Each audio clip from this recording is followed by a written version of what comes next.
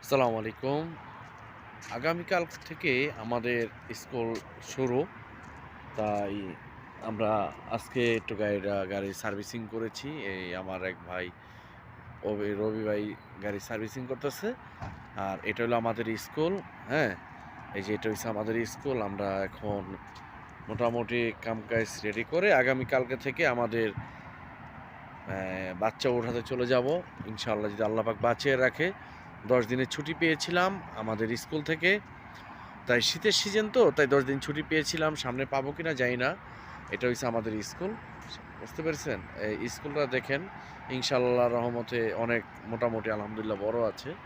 কিন্তু আমাদের কাজের ক্ষেত্রে আমরা অনেক সময় মানে অন্যান্য মাদ্রাসার চেয়ে আলহামদুলিল্লাহ অনেক সুখে আছি, ভালো আছি। আল্লাহ পাক অনেক ভালো রেখেছে। এই যে এটা হলো আমাদের মাদ্রাসা। সবাই ভালো থাকবেন, সুস্থ থাকবেন।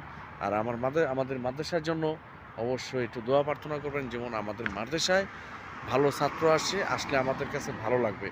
সব ভালো থাকবেন, সুস্থ থাকবেন। আসসালামু আলাইকুম।